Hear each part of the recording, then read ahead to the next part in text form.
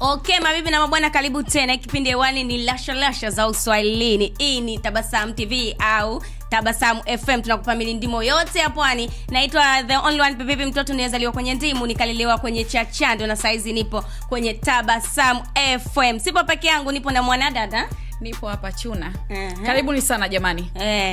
Uswahilini pambe jamani. Hongera sana kwa ambaye wewe tayari usha-subscribe channel yetu pale mjini YouTube. Tunakupenda sana na hongera sana. Kwa ambaye wewe bado, ingia pale mjini YouTube, subscribe, usisahau kulike na kucomment, uwe mtu wa kwanza kabisa kupata mambo ya Uswahilini ambayo tutakuwa tumekuwekea hapo Tabasamu TV pamoja na Tabasamu FM.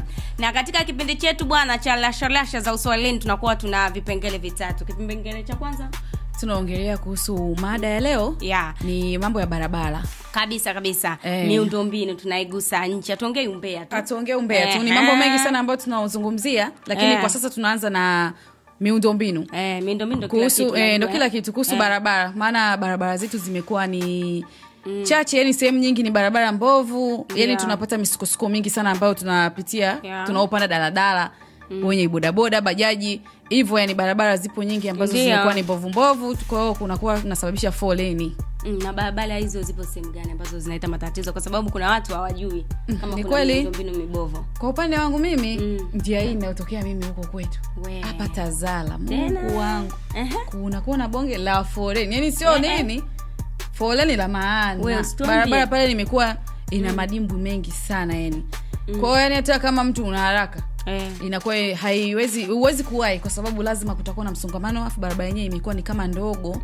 Kwa hiyo kama sasa hivi kipindi cha mvua hivi tunateseka sana kuwahi. Yani kama mtu una haraka ya kuwahi sehemu, huwezi kuwahi kwa haraka kwa sababu ya miundombinu mibovu. Hivyo yani. Hata mimi na pale ukiwa pale maeneo ya Ilala, ukiachana na njia ya Ilala ambayo inatokea Kalume, kuna njia ya Ilala unatokea mpaka Buguruni. Pale naona kuna kituo cha mwendokasi kinajengwa. Kwa hiyo barabara ni hazijakaa vizuri. Unakuta magari ya daladala, hasa hizi Costa na Icha, unakuta wanatembea ubavu mmoja vigari ili kuweza sana kama mimi nikipanda bajaji na tetemeka kwa sababu katika vile vishimo unakuta kiti. Yani lazima utaenda upande. Yani sasa ndio ikienda upande mmoja anashika hivi. Mungu nifike salama. Mwenyezi Mungu nifike salama. Yani kwa kweli tunateseka ambao tunapita hizi barabara ambazo zipo mitaani mwetu. Barabara ambazo ni barabara kubwa ambazo zinatumika na magari mengi. Inaenda kama pale Tazala. Inaenda huku kuna Gongo la Mboto, huku ni Kariakoo, kuna wanaoenda Mbagala, kuna wanaokuja huku.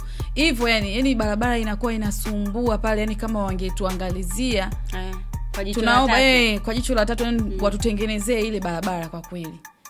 Ile barabara inatutesa sana. Tunasimama sana kwenye foleni. Wengine labda wanaweza wakajua kwamba labda mataa, kumbe shida sio hata mataa, labda traffic. Kama juzi ile mvua ilionyesha usiku, njia haionekani, maji yamejaa. Kwa hata kama ukipanda bodaboda inabidi afuate gari inapopita. Ndio nayo hawezi hata kuchepuka pembeni. Yani mashimo yani yamekuwa mengi sana. Hivi unadhani Chuna inasababishwa na nini mpaka barabara kuwa kwa namna hiyo, kuharibika? Kwa upande wangu mimi sitosema kwamba ni magari peke yake ndio yanaharibu. Ndio. Ila hata hivyo wangekuwa wanafanya service kwamba kila baada ya muda barabara inabidi ingekuwa inafanywa marekebisho. Kwa sababu maeneo mengine tunaona marekebisho yanafanyika. Ukiachana na pale Tazala, kuna Kariakoo pale. Sijapita kwa sasa hivi, sijajua kama tayari washarekebisha ama la. Ila yani ni sehemu ambazo ni kubwa ambazo zinaonekana kwa watu wengi. Yani unaona kama Kariakoo kuna movement nyingi, Tazala kuna movement nyingi. Yani pale maeneo kama yale inabidi ipatikane, yani inabidi kutengenezwa ili barabara iwe sehemu nzuri, kwa sababu kama Kariakoo ndo watu wakitaka kwenda mjini wanakwenda wanaenda wapi, wanapita kule. Ukitaka mtu anaenda airport lazima atapita Tazala. Labda awe anatokea huko Gongo la Mboto wapi ndo anaweza asipite pale. Ila ukiwa unatokea huko lazima utapita pale Tazala. Yani wangetuangalizia kwa jicho la tatu tuone ile barabara yani ikitengenezwa. Na hisi hata hizi foleni hazitotokea.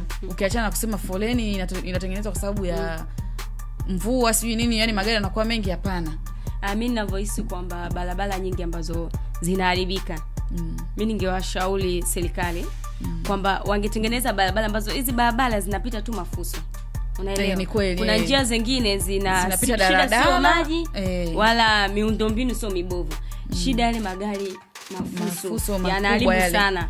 Yale yanayobeba mizigo, makontena, watengeneze njia zao. Kama unaona mwendo kasi wametengenezwa njia zao, basi na mafuso wangejitahidi kuwatengenezea njia zao barabarani. Ni kweli, foleni zisingekuepo kubwa kama hivi inavyotokea, kwa sababu unaenda sehemu labda kwa mfano wanaoenda kutafuta kazi, mtu ana interview saa 2 katoka saa 12, lakini saa 2 namkuta yupo kwenye foleni hajawahi. Unahisi kama amechelewa kuamka labda, kumbe mtu ni barabarani tu, kwa sababu sio sisi wote tunakuwa tuna uwezo wa kununua usafiri. Ndiyo. Kila mtu ana usafiri wake. Ndio. Sio kweli. Hata ukiwa na usafiri wako kama barabara mbovu, foleni utakaa. Yaani utakaa tu. Labda uwe na pikipiki. Ni kweli. Yaani tunasteseka kwa kweli. Haya, mtazamaji wetu wa Tabasamu TV pamoja na Tabasamu FM, unaweza ukatuandikia hapo maoni yako hapo mjini YouTube, ukatuambia wewe sehemu unayokaa, iwe kata, iwe wilaya, au iwe mkoa, au mtaa wako upo una design gani, kuna kero gani, barabara yako ipo vipi? Yaani mtuambie ili tupate kufikisha habari. Maana sisi tunatoa tu maoni ya wananchi ambao wanakuwa wanaongea, na sisi tunaona lazima tuyatoe ili serikali nayo ipate kuona, kutusaidia. Tunawaomba jamani hapo YouTube subscribe channel yetu Tabasamu TV, Tabasamu FM. Karibuni sana. Tunawaomba hivyo.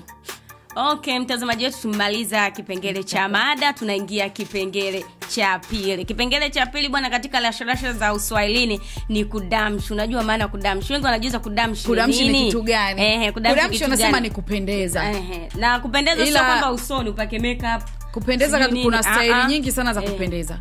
Kuna kusuka, kuna kutengeneza nywele zako, kuna kuvaa. Yaani ni vitu kujijali kwa kitu chochote, yani ndio kudamshi, kwamba umedamshi. Hata kunenepa pia ni kudamshi. Ndio. Na wasisahau kwamba kudamshi sio kwamba kudamshi ni usoni tu. Kudamshi hata sehemu unayoishi, mazingira yako nayo yamedamshi. Umeona? Ni kweli kabisa. Sasa katika kipengele cha leo cha kudamshi tumekuja na kitu kinaitwa kubandika kucha. Wadada tumezidi sana, tunabandika kucha. Kama mimi nimebandika kucha. Lakini mmoja wapo nimebandika kucha. Jitetee. Lakini kucha zangu nimebandika sio ndefu sana. Ila utamkuta mtu ana kucha kiasi cha kwamba mpaka unahisi anashikaje vitu kupitia ile kucha. Unajiuliza kwamba huyu hizi shughuli za binadamu yani hivi vitu ambavyo vinafanyika kila siku kwa mtu, lazima ukiamka utapiga mswaki, utaoga. Yani kuna maeneo unabidi ujisafishe, utaosha vyombo. Unajisafisha vipi? Ndio tunachojiuliza. Unakula vipi kupitia hizo kucha zako ndefu ambazo mimi tu hizi naziona ndefu sana yani, kwa sababu wote ni urembo. Ni urembo, nataka kudamshi. Nimedamshi sana, lakini siwezi kuvivumilia ambavyo vingine naviona vimepitiliza. Ndio. Ukatazwi mtu kubandika kucha. Ndio, unabandika kucha, lakini angalia wastani wake. Kwamba unabandika kucha, wastani upo vipi? Ili usafi wako unaufanya vipi? Na isiwe kero kwa mtu mwingine ambaye upo naye karibu. Kabisa. Yaani unakuta kuna mtu ambandika kucha, yupo kwenye daladala. Simu anavyoishika unaweza ukasema kama mikono ina majibu. Unaweza kusema mikono ina majibu. Unajiuliza wewe shida gani? Yaani message imeingia au simu inaita, anashindwa kupokea. Na hiyo simu ya touch sio kibatani jamani. Hiyo ni ya touch. Unakuta mtu anahangaika. Uliweka kucha za nini? Mtu unabandika kucha ndefu afu na button unabonyeza vipi? Kwa lazima mtu inabidi umwambie jirani yako nisaidie kupokea simu. Ni mtihani kwa kweli jamani. Sio kama tunasema mtu asibandike kucha. Ndio, wasitunuku vibaya. Unabandika, unapendeza. Ndio. Kwa sababu mwanamke sisi wanawake tunapenda urembo mwingi. Ndio. Urembo upo mwingi sana. Kwa hata kwenye hiyo sisi tunaongelea kuhusu swala la kucha. Angalia kitu ambacho unakifanya. Kisiwe kero hata kwa wewe mwenyewe. Kwa sababu kuna muda inakuwa kero hata kwa wewe mwenyewe. Unataka kuvaa labda suruali, kwa mfano sisi wadada tunavaa suruali za kubana. Unahangaika nayo kupandisha, huwezi, kucha zimekuwa ndefu. Unamuita mtu tena. Unamsumbua kama upo na boyfriend au upo na mdogo wako tena ndani. Mdogo wangu njoo nisaidie kuvuta. Hapana. Urembo hautakiwi kuwa hivyo. Urembo mtu unafanya lakini isikukele au isimkele mtu mwingine yoyote. Kitu kingine ambacho Chuna nimekiona kwamba kitu ambacho wadada wengi saizi teknolojia imekuwa. Kwa hiyo inaharibu watu wengi. Yaani mimi mpaka nimeshangaa juzi nimeenda kwa rafiki yangu, nimekuta rafiki yangu ana kimashine cha kukata mboga. Nikasema jamani, yani anachukua mboga anaweka kwenye mashine ndio ikatekate mboga. Nikasema jamani, mbona tuishi kiuhalisia? Maana umeolewa sasa. Ndio mtu tena kila kitu anatumia mashine. Maana saizi kufua mashine. Huwezi kuchuja nazi kwa sababu nazi zipo nyingi, unanunua za kopo. Wewe una shida gani? Ni kweli, lakini haya unataka kula ugali, unakulaje ugali? Watu sasa wanatumia mpaka wengine vijiko. Tunaika uzungu. Umeona sasa? Tunaacha asili ya kwetu, tunaanza kuiga vitu vya watu. Haipendezi jamani. Kwa sababu tu ya urembo. Watu wanahangaika. Tubadilike jamani wasichana. Tunafanya urembo lakini kwa wastani. Tusifanye urembo ambao unapitiliza, unakuwa kero. Urembo haumkatazi mtu. Kwa wanawake sisi urembo ni kitu cha kawaida. Yaani ndio inabidi tupendeze. Na wanasema ni sunna. Yaani urembo ni sunna. Kila kitu kina maana yake. Ndio. Mimi nimesuka, mwingine atasuka mtindo mwingine, kuna mwingine atasuka mtindo mwingine. Lakini unamkuta mtu anasuka lakini nywele mwenyewe inamkera. Ndio tunasemaga hiyo changamoto. Hiyo changamoto isitokee. Tunaomba sana wasichana wenzetu. Tunapofanya kitu tunafanya kwa udogo, tunafanya kwa ukubwa sawa, lakini tunafanya yani tusipitilize tukaa tunajitesa wenyewe. Ikakupa kelo, wengine ikawa gumzo, wengine wakawa na madukuduku kupitia wewe. Kweli. Kwa sababu mtu ukishaweka kucha ndefu, mtani unapita. Jamani, mbona ni yule kama jini? Unakuta kucha ishakuwa sasa hata wewe mwenyewe yani mtu unayemwangalia yule anakucha unamshangaa. Huyu hivi kweli jamani. Anashiji. Kitu kingine ambacho tunajiuliza kwamba unaweza ukakata mboga kwa mashine? Unaweza ukafua kwa mashine. Na kuoga utaoga kwa mashine? Hapana. Na kuoga utaoga kwa mashine? Huwezi kuoga kwa mashine kabisa. Lazima tujiulize. Umeenda msalani bungeni haja kubwa ile mashine itakusaidia ndugu yangu. Sasa hapo. Au hapo unafanya Max siku zote nakwambia kuna unatumia tissue. Mjini kuna mengi jamani. Msichana asili yake inabidi awe msafi. Msafi kwa kila eneo katika sekta yani. So unatumia tissue. Kama asubuhi tissue, mchana tissue, si mpaka jioni unanuka mkojo. Ndio unakutana na mtu kwenye dada unajiuliza anaenuka kikopa msichana mvulana. Tena unakuta dada lipstick imekolea mwana kapendeza, lakini ukimpitia karibu ni ananuka vibaya. Mungu atunusuru jamani. Na hizi perfume tunashukuru Mungu mzungu katuletea basi zinatustiri mjini hapa. Tunastirika kwa kweli. Tunaonekanika kidogo tunanukia, lakini jamani kiukweli wadada mnaweka kucha jamani, wekeni kucha, tuwakatazi. Urembo ni tamaduni zetu, lakini tusivuke mipaka. Kwa kweli tusivuke mipaka. Kwa yani ndio hivyo jamani. Tuangalie sana usafi ndo kitu muhimu. Kucha ukatazi kubandika kabisa. Lakini unabandika kucha kwa wastani. Isiwe inakufanya mpaka wewe mwenyewe unashindwa hata kujitimizia mahitaji yako. Kwa sababu unashindwa kushika kitu, unashindwa kujisafisha, unashindwa kuoga. Tujiangalie sana wasichana. Hata kama saizi teknolojia imezidi basi ndo kuna wanasema kuna madekio ya umeme lakini nawe fanya kazi. Hayo mambo sijui madekio sijui yani, mashine hizo zimekuja tu. In short wasichana inabidi sisi wenyewe tuwe wasafi kabisa. Kila aina ya usafi inabidi tufanye. Sio tufanyiwe au mashine itusaidie. Kabisa. Mimi hapa nitakusaidia nani? Ukisema kwamba kila kitu mashine mmeko atakusaidia. Kuna wengine unajua watandiki hata vitanda kisa kucha. Dada wa kazi yupo. Sasa dada wa kazi yeye kubandika kucha hataki. Huyo dada wa kazi ndio ile mwisho wa siku dada wa kazi amemchukua, wewe unaanza kutapatapa huko. Unaanza kupiga mdomo tarumbeta. Kumbe wewe ndio chanzo. Haitakiwi jamani. Kucha weka ila angalia. Maana kuna wengine kucha tafikiri wanasema jini kabula. Jamani, ndio tulikuwa mada yetu hapo kwenye kudamshi. Tulikuwa tunazungumzia swala zima la kubandika kucha. Utatuambia wewe ni nani ambaye mtani kwenu unamuona ana kero sana, yani yeye mnamuita dada kucha. Popote ukiona ana kucha marefu kama jini yote ni makucha, ni makucha na yeye mpaka unajiuliza saidia vipi yani mwenyewe kwenye usafi wake. Mtasubscribe hapo, mtatoa comment zenu, mtuambie kero ambazo zinatokea huko kwa wadada ambao wanapenda urembo lakini urembo wao huwa unapitiliza. Ndio jamani, tumemaliza mada ya kudamsh. Mada ya mwisho kabisa jamani, tunakuja cheche za walimwengu. Hapa kwenye cheche za walimwengu tunazungumzia dukuduku, visokolo kwinyo, lalohoni. Yani we kama una gumzo lolote lile mtaani, basi ukileta hapa Tabasamu FM na Tabasamu TV tunakufikishia. Huyo mhusika tunampakulia. Kwa kweli atulembeshi. Yani sisi hapa tumenyooka. Leo tutazungumzia watoto wa 2000. Tena tusiseme watoto wa 2000. Sisi wenyewe ni watoto wa 2000, ila tunataka kutazama design ya kila mtoto wa 2000 yupoje, kwa sababu kuna wale uchangamka sana, walio balaruka. Yani kila mmoja yupo na sekta yake. Mtoto wa 2000, mtoto wa 2000 sasa hivi kawa ni kitu ambacho yani trend kuliko kitu chochote. Watoto wa 2000 wao ndo wana mabalaya kila design. Watoto wa 2000 wana kila tukio ambalo linatokea mjini sasa hivi. Wanakwambia 2000 in town. Watoto wa 2000 sisi ndo tuko kwenye chati sasa hivi yani. Wewe wa 90 mzee, mshangazi. Kusema kweli watoto wa 2000 ni wazuri sana. Mashallah. Yani sisi ni wazuri sana watoto wa 2000.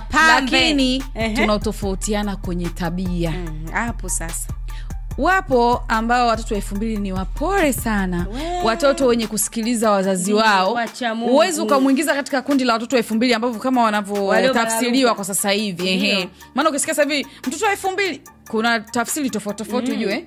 Kwanza mimi mwenyewe mtu hata akiniuliza kwenye gari, utamsikia mtu anasema yani hata akiingia mdada kavaa tu ovyo ovyo, baba kaeka bridge, katoboa masikio kama mimi, utasikia mtoto wa 2000 huyo. Sio kama wa zamani yani na ngapi huko walikuwa hawawezi kufanya hivyo. Walikuwa wanafanya, tena wapo wengi wamefanya. Ila kwa matukio ambayo yametokea sasa hivi watoto wa 2000 wamekuwa na matukio mbalimbali, yani matukio mengi sana. Yani mtu anafanya tukio umri wake bado. Unakuta mtoto wa 2000 anatembea na mume wa mtu pasipo na uoga, na mwanamke ukimfuata huyo mtoto wa 2000, jipange, unatembea na mume wangu. Si alinifuata mwenyewe kana kujua kama mimi mdogo. Kwanza naweza kwambia hivi, kama wewe ndani umpi mimi nifanyaje? Mimi nampakulia vyote na nataka tena upo. Yani watoto wa 2000 wamechachuka.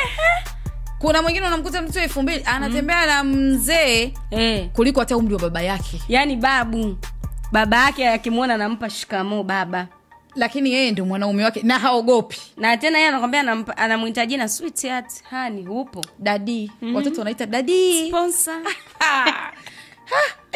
Yani mtoto haogopi. Unakuta mtoto wa 2000 anatoka kwao anatoroka. Labda anaenda club, anaenda sehemu mbali. Wengine wanakuambia naenda kwa rafiki yangu Ashura.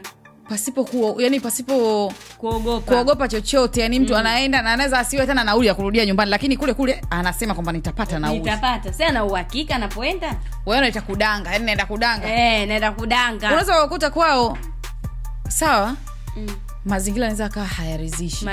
Maisha magumu. Lakini angalia kitu ambacho unakifanya kinakuharibia. Bado ni binti mdogo, unajiharibia mapema. Tena sasa hivi wana tabia wanataka kutrend, wenyewe wanakuambia tunataka kutrend. Tukio lile baya ambalo wanalifanya ndio wanataka alipost lionekane, aende mjini mumfahamu. Lakini kumbe unajiharibia kabisa. Umri bado unaendelea, afu bado ukiwa bado mbinti utakiwa kufanya vitu ambavyo baadaye vinakuja kukuharibia CV yako. Huwezi jua wewe baadaye utakuja kuwa nani. Ukiachana na kuwa mke wa nani, utakuja kufanya nini? Utakuja kuwa na watoto wa design gani? Ndio. Utawatengenezea maisha gani, au utawatengenezea picha gani jinsi watakavyokuja kujua wewe ulikuwa unafanya vitu vya kijinga.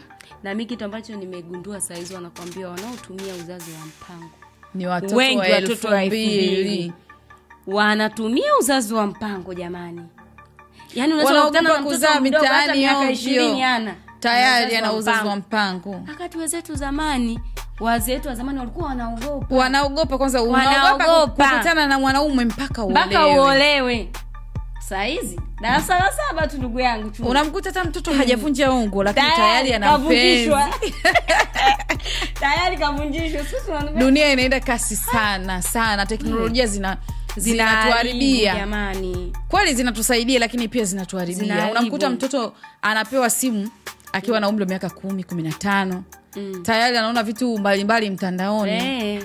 Ndo panapo yani ndo tunapoharibu watoto. Ndo tunapoharibika sisi watoto yani. Kitu kingine chuna mimi na mdogo wangu. Sitamtaja. Yani mdogo wangu nimempita miaka 4. Lakini juzi nimeshika simu yake. Ana grupu linaitwa dating love. Yani kutafuta watu. Unajua nikabaki kushangaza. Anatafuta mchumba. Mimi mtu mzima. Sijawahi kuwa na hilo group lakini yana. Tena nipa vidada. Wazuri ukitaka mzungu kutoka Germany, kutoka Amerika, unapata dada. Ndio maana yani watoto wa 2000 wanatafsiriwa. Yani kila mtu anatafsiri kwa design yake. Yani hata uwe mwema kiasi gani mtu. Lakini tusiwaseme sana. Watoto wa 2000 wapo ambao wana akili perfect, watoto wenye akili wamenyooka. Sio wote. Maana ukisikia mtu ukiulizwa umezaliwa mwaka gani? Nimezaliwa mwaka 2000. Basi unadhalaulika. Na kitu kingine sasa hizo 2000 wengi mjini. Lakini mtu wa 2000 hata kama mtu kazaliwa 99 huko. Nakwambia nimezaliwa 2000. Ili mradi aje mjini. Lakini tunasemea kwa watoto wa 2000 kwa sababu watoto wa 2000 isije ikawa ndo sababu ya kila mtoto kudhalaulika. Wapo ambao wapo vizuri, wana heshima zao na hawajafanya vitu vya kijinga na hawafanyi vitu vya kijinga. Yani wapo wengi sana. Wanajiheshimu. Kweli. Kwa usimtafsiri mtu kwa unavyomuona eti au kwa sababu tu ndo washasema ni watoto wa 2000. Jamani, tunaomba sana. Watoto wa 2000 kweli wamechachuka, wamechanganyikiwa, wamevuruga. Na yani sasa hivi wao ndo wao sasa. Sio watoto wa 2000 tu, wazazi wao ndo wanawafanya wao vichumio. Unajua kuna mtoto mmoja mtaani kwetu. Yani yeye ndo ajue familia yake kula, kuvaa. Huyo mtoto kazaliwa 2004. Ndio kwanza sasa hivi ana miaka 21. Lakini ndo analisha familia, baba, mama na wadogo zake. Kwamba kila usiku atoke ende club, akadange, apate hela, alete nyumbani. Watu ndio waishi. Na asipotoka mama yake anamuuliza una tatizo gani? Sisi tutakula nini? Tunakutegemea wewe. Kwa hiyo mimi ndio kutegea uchumi. Nimekuzaa wewe wa kike wa kwanza ndio unisaidie. Jamani. Kwa hiyo watoto wengi wanaharibika napo kupitia wazazi. Wazazi mwanao. Waoneni huruma watoto. Yani ni kuwaonea huruma. Kweli maisha ni magumu. Basi mtafutie mtaji hata shilingi 2000 auze karanga. Na kwa nini maisha ya magumu? Wewe mzazi kabisa unajua kabisa mimi saa hizi nabeba tumbo na mleta kiumbe duniani.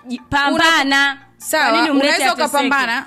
Labda sijasoma, maisha yangu magumu. Lakini wengine nauza sambusa mtaani, lakini isiwe chanzo nauza sambusa ndo nifanye kichumio mtoto wangu. Apana. Basi na mimi zile sambusa nimwambie niongeze msingi kama ulikuwa na 2000 naweka wa 4000, 2000 mwanangu, 2000 mimi. Mwanangu nitamtafutia kijue kingine. Lakini sio kumwacha mtoto kila siku usiku halali nyumbani. Mtoto kila siku yani yeye anapigiwa simu dakika 2 hapa tumekaa hapa tunakula ugali. Simu imeita, ananao wateja. Mbio, anawahi wateja kupata hela. Unapigiwa simu kuna 20,000, 30,000, 40,000. Haipendezi. Mtoto anapata maradhi, mwisho wa siku unamkosa mtoto wako kwa sababu ya vitu ambavyo umeyafanya. Alafu kitu kingine wazazi wanaangalia kwamba mtoto ana miaka 20, miaka 23, miaka 20. Hutaona madhara. Mwana atakuja kupata mtu wa maana ambaye atakamstiri amweke ndani. Mwisho wa siku hana kizazi. Kisa nini? Uzazi wa mpango alitumia. Ni kweli. Au hawezi kukaa ndani kwa sababu yeye ameshazoea kila siku kiguru na njia. Atatulia nyumbani. Hata mwanaume ampe nini? Kashazoea ni kila kitu ni nature yake tangu utoto. Kwa mfano anaanza ujinga huo na miaka 15. Sasa miaka 15, miaka 25 nataka kuolewa, miaka 10 yote hii kashafanya ujinga. Anaweza kutulia? Hawezi. Anawezaje kwa mfano? Ndio maana unakuta watoto wanalanda tu mitaani, maklabu unakuta watu wamejaa. Kweli katika kazi watu wanaenda maklabu. Watu wanafanya kila design ya mambo. Wengine yake muziki mpaka ende klabu amwangalie mtu anavocheza afanye ujinga. Unamkuta mtu anaenda afu baha sasa hivi ndio imetumika ni kama sehemu ya kupata masponsor. Mtu unaweza ukaona stress zako leo unaenda bar. Lakini ukifika pale unaonekana na wewe ni mmoja wapo umeenda kufanya kazi. Kweli? Kwa sababu huwezi kuenda unaonekana kwa nini aje peke yake? Amekuja peke yake kaja kufanya kazi. Yaani unaonekana ndio hivyo. Mnaharibu sana maeneo. Alafu na saa hizi nyewe baba watu wazima. Acheni kutembea na watoto wadogo, mnawaharibu watoto wa watu. Ndio, yaani unakuta mbaba mtu kuwaonea huruma. Umri umeenda. Unaona kabisa huyu ni mjukuu wangu, huyu ni mjukuu wangu lakini wewe ndio unamtaka. Wazee wenzio unawaacha. Na wazee tena wa kike wanatafuta nao watoto 2000 wa kiume. Jamani, mbona mnapenda kuharibu watoto? Ndio ile utakuja kufia kwenye kifua cha mtoto mdogo. Mtu mzima Mzee wa miaka 70 amekufa kwenye kifua cha mtoto wa miaka 20. Aibu. Unajua aibu. Aibu kubwa sana. Yaani wewe ujana wako umekula huko. Alafu unakuja kumalizia kwa watoto. Kweli. Haipendezi. Kitulize nyumbani, kitulize. Wazee kuleni pensheni zenu na wazee wenzenu jamani. Watoto 2000 watawaua. Na kweli na unaambiwa watoto 2000 hatari ndugu yangu. Wanahangaika na dunia tafuta mume kumbe mmewamia. Yaani mtu unaweza kaona kitu ukacheka kama mazuri lakini ni kitu kinaumiza. Unamkuta msichana na miaka 18. Kakaa na mzee unaweza kusema ni baba yake au babu yake. Wewe usidanganye. Kumbe ni wapenzi. Jamani. Ngoja mnifurahisha mimi kuna rafiki yangu ana mdogo wake. Mdogo wake alikuwa amepata mchumba. No, sasa mchumba hapa nyumbani alikuwa mfahamu. Bwana kabeba ujauzito. Sasa siku hiyo si ndo kamleta shemeji nyumbani? Aonekane. Sasa mimi na dada yake sasa ndo tunafika hapa nyumbani. Tukamkuta yule mzee. Shikamoo. Mara nyie tena wakubwa. Akati nyinyi wakubwa ndo libidi yule shemeji yenu awamkie nyinyi. Nyie tena mnamwamkia shemeji. Jamani. Shikamoo. Tuitikia maraba tumeingia ndani toka. Shemeji yuko hapa ndo tumemwamkia. Shemeji nimemwamkia.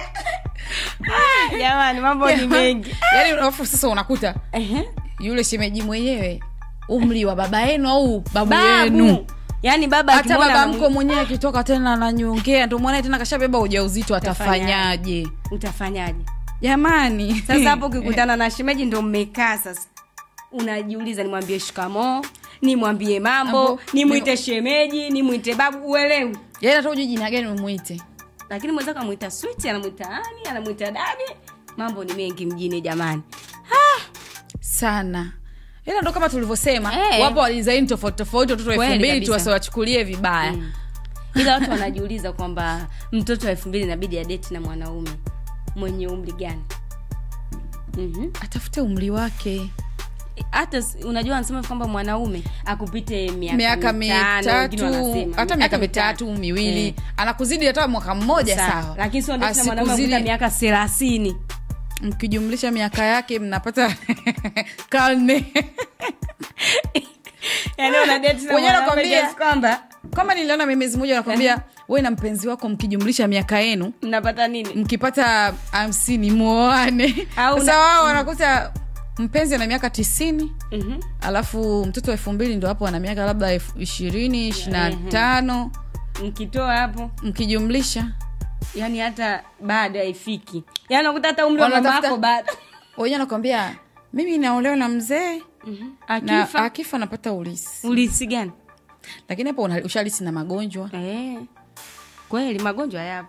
Lakini unajua kila mmoja anavyoamini. Wengine wanakuambia kwamba ukidate na vijana wasumbufu. Vijana hawajatulia wenyewe. Kwa sababu kama hawajatulia. Ila vijana kweli mtu mzima hawajatulia. Yaani anakuambia tu kwa hiyo unatumia shilingi ngapi chuna? Laki. Nitasema mimi hapa. Watoto yani tuseme vijana hawajatulia. Mimi mwenyewe ni kijana lakini. Kwa yule mzee nitatulia. Lazima nitamsumbua mzee wa watu ni moyo na pressure. Utahangaika naye mzee wa watu. Afu unajua ni wazee hawa ni shida nyie. Wazee walikosa maarifa kichwani. Yaani unakuta mzee anafanya labda kazi serikalini lakini akili ya kujiongeza kusema huyu ni mjukuu wangu. Ndio tunaitaga nataka huyo mjukuu wake. Tunaitaga wazee vishishi. Na wazee usembuse utoto yani sio utotoni. Yaani katika maisha yao unakuta labda kipindi anaishi labda anakuja ndugu, mtoto wa ndugu anamfuata hadi chumbani. Yaani hao ndio wazee wa shenzi ambao walikuwa wanafanyia ushenzi watoto wa ndugu zao wakija kuwatembelea. Ameshazoea. Au madada wa kazi. Toka udogoni. Kweli wazee wa shenzi ambao wanakuwa wanafanya ushenzi. Wao mpaka unamkuta mzee anadate na msichana mdogo kweli. Unashindwa kujihesimu wewe mtu mzima unamvulia nguo mtoto wa 2000. Yaani hata wewe umezaliwa mwaka 1950 huko. Uone hata unaweza kumvulia mtoto wa 2000 miaka 20 25 kweli. Kumwachishia radhi wanasemaga. Na ndio maana watoto wa 2000 wachanganyikiwa kwa sababu wanaona wanachukua majukumu ambayo sio ya kwao. Wanapata kuchanganyikiwa kuona vitu vya watu wazima. Yani wewe ni mdogo unachukua majukumu ambayo hata babako na mamako bado hawajafikia. Wewe tayari umeapurukia. Hata mama yako ukimwambia aende na yule mzee anaogopa. Kwa sababu ni kwake ni mtu mzima. Sisi jamani, watoto tumebalaruka jamani. Kwa ambao wametulia jamani, tunaambia hongera zao. Kwa wale vigulu na njia, mbadilike jamani. Badilikeni, dunia imekuwa Saizi dunia na mambo mengi sana. Na saizi hata wenye ukimwi huwezi mgundua. Amenenepa anakuambia smart ana afya yake nzuri kabisa. Kumbe dozi zipo nyuma ya gari. Tujiangalie sana vijana. Maradhi yapo mengi kabisa. Sisi ni vijana wa kesho ambao tunatakiwa tulijenge taifa wenyewe wanaposema. Basi tulijenge taifa pasipo kuambukizana matatizo kama hivyo magonjwa. Tusihangaike. Tufanye mambo mazuri. Na hapo tumezungumzia wadada wa kaka. Tujaambia wakaka. Wakaka na wenyewe siku hizi hawafanyi kazi, wanasubiria mashangazi. Jamani. Makaka na madada wa watoto wa 2000 wote kwa sababu kwa pamoja, sio watoto wa kike peke yao, hata wa kiume pia. Tunaongelea watu wote, tunaomba jamani mbadilike. Kwa ambao wamenyooka, Mwenyezi Mungu aendelee kuwabariki kwa vile walivyonyooka. Wapo watoto wazuri wa 2000, lakini wale walikuwa wamebararuka hivyo, wamechanganyikiwa, wame nini, nao wabadilike kwa sababu sisi ndio wa kujenga taifa. Bado tunaendeleza kizazi. Hivi sisi tunavotembea na watu wazima, mtu mzima anajifia zake anaondoka, wewe kijana ule baki na matatizo huku, tunajengaje taifa? Kweli. Tunaomba sana jamani mbadilike. Tuna shida na njaa. Na wewe mkaka ambaye unatoka na mshangazi, huyo mshangazi wako tayari ana watoto, ana familia yake. Wewe ukizana huyo mshangazi, umeambiwa mwingine ukuta date na mwanamke ana miaka 65. Atakupatia huyo mjukuu mpelekee kwa mama. Unapata mjukuu tayari ana maradhi. Sasa huyo mjukuu ambaye tayari ana maradhi, wewe ni mtoto wako, yiko ni kama mjukuu. Tayari atakuzalia. Mmependana. Mshangazi ataondoka. Wewe unabaki wewe na yule mjukuu ambaye ana maradhi. Ushamleta mtoto ambaye ana matatizo. Jamani, tunawaomba sana vijana, watoto wa 2000, tubadilike. Tuwe na tabia nzuri kama tumrudie Mwenyezi Mungu kwa kweli. Tuwe kama vijana ambao walopita miaka iliyopita, yani wa zamani. Vijana wa zamani walikuwa wanasikiliza sana wazazi wao. Ila sasa hivi unamkuta mtoto wa 2000, mama yake mzazi ana uwezo wa kumjibu chochote, baba yake mzazi anaweza kumjibu chochote. Tunaomba sana. Kwa sababu vitu ambavyo anafanya mama yeye anafanya. Si anaona kama mama yake hana chochote. Kwa sababu mama anafua, mimi nafua. Mtu anadate naye ni mkubwa kuliko mama yake. Umeona sasa? Sasa mkubwa nani? Mkubwa ni mtoto hapo. Atakuwa ni mtoto. Kwa sababu mama mwenyewe hana. Mume wake mwenyewe ana miaka 40. Yeye analeta na mtu wa miaka 60, 70 huko. Utamheshimu mama? Huwezi kumheshimu kwa sababu unamuona ni mdogo. Mimi na date na mtu mzima. Ni date na mtoto. Huyu mama anamsikiliza ndo kwanza ana miaka 30, labda miaka 40. Ataniambia nini? Ataniambia nini mimi na mtu mzima wangu? Na dadi. Na watu wazima watakuja kusikia mwisho wa siku mtu mzima kafia kwenye kifua cha mtoto wa 2000. Aibu kwa ukoo. Kutafuta nini? Watoto 2000 wana shida gani? Wewe mzee tayari umeshakula ujana wako na mke wako, mna watoto, tulia, subiria Mungu akuchukue ukapumzike. Basi. Kwa kweli mrudie Mungu. Tubu madhambi yako ambayo umeyafanya katika ujana wako. Mambo yapo mengi ya kufanya ukiwa mzee.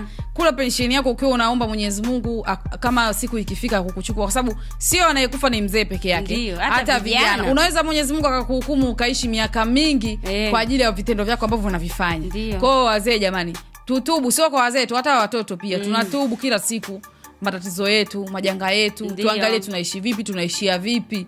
Kwa wazee jamani, tunaomba muache watoto 2000 na watoto 2000 tunaomba muache wazee. Jamani, watoto 2000 tupo watoto wa design tofauti kweli, lakini tunajiombea kwa Mwenyezi Mungu. Sio kila siku wanaongelewa watoto 2000 katika mitandao. Watoto 2000 wanaongelewa sana. Yaani skendo chafu ni mtoto 2000. Skendo mbaya 2000. Why 2000? Mmekuaje? Kwa nini zamani? Jamani, tubadilike. Mpaka waseme watoto wa 2000 tukiongelewa tunaongelewa yani katika mambo mazuri. Watoto wa 2000 wanajitahidi, watoto wa 2000 wamejenga, watoto wa 2000 wanaendesha familia zao vizuri, watoto wa 2000 hivi kuliko kufanya mambo ya kishenzi. Na unaambiwa saizi hata wale wadada poa wanaoja ni watoto wa 2000. Kwa kweli dunia. Yaani watoto wa 2000 tupo kila kona. Yaani sisi hatupo serikalini. Tupo kusema kwenye mambo yale mazuri kwambia yule ni mtoto wa 2000 hapana. Yaani sisi ni zile sehemu mbaya ndio sisi tunazitaka yani. Na saizi nimegundua watu wazima wengi, yani saizi naenda kwenye club hizi pate za usiku, unakuta mbaba mzee kachoka yupo club usiku. Unatafuta nini we mzee? Utakuja kupigwa chupa ya uso. Ndio unakuta wengine wenye wazazi wao wanagombana nao. Unamkuta babako naye yupo club. Yaani unaenda club unakutana na baba naye yupo club. Baba kafuata nini? Kumbe mwenzako yupo na mtoto wa 2000 pembeni. Wewe hujui. Na mtoto wa 2000 akisha kuona yule pale babake ngoja nikae pembeni asije akanipiga bure. Unakuta mtoto wa 2000 anatembea na mtoto na baba. Umeona? Kazi. Na zamani ulikuwa ukimwona mtu mzima yupo na binti au mama mtu mzima yupo na kijana, unaweza kusema mtu na mama yake. Lakini sasa hivi wapenzi, unaweza ukawata upo na baba yako maskini ya Mungu, unatembea ukaambia ni sponsor wako, kumbe ni baba yako, kwa sababu ya zile tabia ambazo tunazifanya. Mimi siwezi ngajua baba, kwani mimi sasa nimkute mtu yupo na mtu mzima, yani heshima inakuwa inashuka. Unaweza ukaa upo na baba yako, sasa ndio watu washakuzoea kila siku wewe upo na wazee, unakutana na shoga yako, sasa hamjui baba yako. Ndugu yangu leo upo hapo, baba yako ndo anabaki anashangaa.